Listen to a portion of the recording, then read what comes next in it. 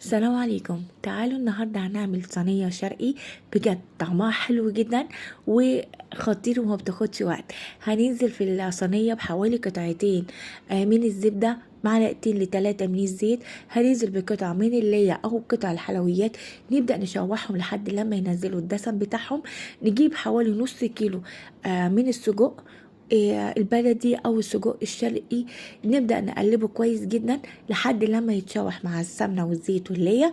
نبدأ نسيب فراغات وننزل بحوالي نص كيلو من الكفتة، والكفتة دي انا عاملة فيها او متبلاها بحوالي بشر من البصل وكمان بقدونس وملح وفلفل، وسبتها في التلاجة لحد لما تتشمع وكورتها ونزلت في الصينية.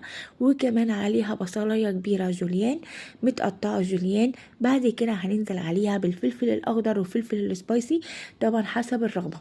بعد كده علشان نعمل الكبدة هننزل عليها بحوالي 5 فصوص توم، وعليهم كمان قرن فلفل اخضر او ممكن سبايسي، وهننزله في الصينية وهنسيبه قيمة 3 دقايق لحد لما يتشوح وياخد لون.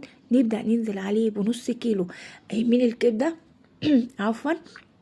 بعد كده ممكن نعملها كبدة عصافيري او كبدة شرايح متقطعة شرايح. بعد كده هنقلبها بس بحرص علشان الكفتة ما تفكش مننا. بعد كده هننزل عليها بفلفل اخضر وفلفل الوان، واهم حاجة ان النار لازم تكون عالية. وفي الاخر هننزل بالفلفل السبايسي والتوابل بتاعتنا ملح وفلفل وكزبرة ناشفة وكمان كمون. بعد كده هننزل عليها بالملح وكل ده والنار عالية ومع التقليب المستمر. واهم حاجة يعني نقلبها بحرص.